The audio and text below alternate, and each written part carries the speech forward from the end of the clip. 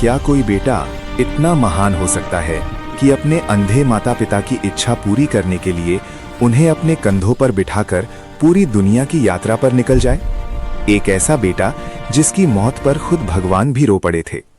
आज हम आपको सुनाएंगे उस महान बालक की कहानी जिसकी एक भूल ने अयोध्या के राजा दशरथ का भाग्य और पूरी रामायण की दिशा बदल दी। ये कहानी है श्रवण कुमार की। आज हम विस्तार से जानेंगे श्रवण कुमार के उस सफर को जो अयोध्या के महलों से लेकर सरयू के तट तक फैला हुआ है। श्रवण कुमार के पिता का नाम शांतनु और माता का नाम भाग्यवती था। कुछ कथाओं में ज्ञानवती भी कहा गया है। दोनों ही जन्म से अंधे थे।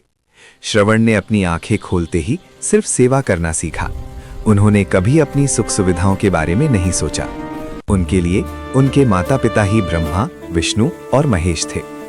जब श्रवण जवान हुए तो उनके माता पिता ने अपनी एक अंतिम इच्छा जताई।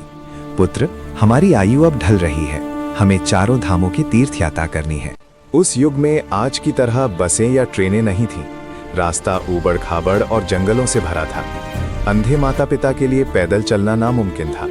तब श्रवण ने अपनी बुद्धि और श्रम से एक मजबूत बांस लिया और 2 बड़ी टोकरियां बुनी। उन्होंने एक कावड़ तैयार की। एक तरफ पिता को बिठाया और दूसरी तरफ माता को।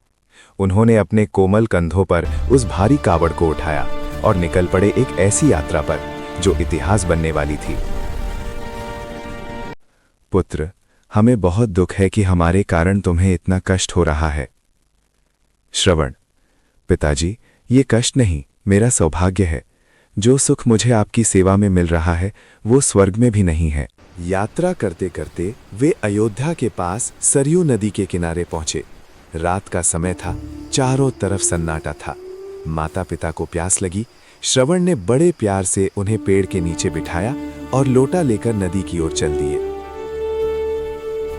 उसी समय अयोध्या के राजा दशरथ, जो अपनी युवावस्था में थे, वन में शिकार खेल रहे थे। उन्हें शब्द भेदी बाण चलाने में महारत हासिल थी। जैसे ही श्रवण ने अपना बर्तन पानी में डुबोया, उससे भबक भबक की आवाज निकली। अंधेरे में दशरथ को लगा कि कोई हाथी का बच्चा या हिरण पानी पी रहा है।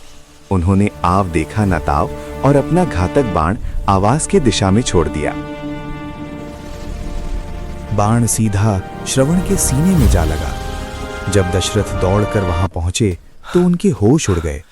वहां कोई जानवर नहीं बल्कि एक निर्दोष युवक खून से लथपथ पड़ा था। श्रवण कुमार ने कहा, हे राजन, मैंने आपका क्या बिगाड़ा था? मैं तो बस प्यासे माता पिता के लिए जल लेने आया था। मेरे मरने का दुख नहीं है। दुख इस बात का है कि अब उन्हें पानी कौन पिलाएगा? वो प्यासे रह जाएंगे। श्रवण ने दशरथ से कहा कि वे तुरंत जाकर उनके माता पिता की प्यास बुझाएं और उन्हें इस दुर्घटना के बारे में बताएं। इतना कहते ही श्रवण के प्राण पखेरु उड़ गए।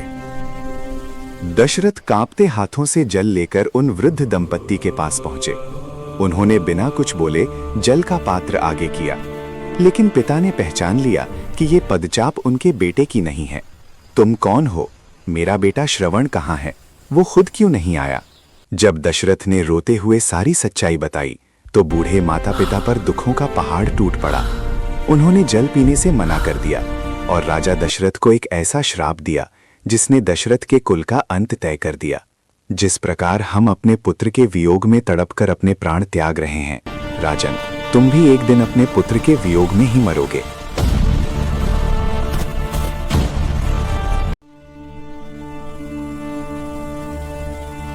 श्रवण कुमार के माता पिता ने उसी क्षण अपने प्राण त्याग दिए। राजा दशरथ को उनका श्राप मिला जो आगे चलकर रामायण का कारण बना। जब राम को वनवास हुआ और दशरथ ने राम राम कहते हुए प्राण त्यागे। दोस्तों, श्रवण कुमार आज भी हमें सिखाते हैं कि माता पिता की सेवा से बढ़कर कोई धर्म नहीं है। क्या आज के इस भागदौड़ भरे जीवन में हम अपने माता पिता को वो समय और सम्मान दे पा रहे हैं जिसके वे हकदार हैं? ये सोचने वाली बात है।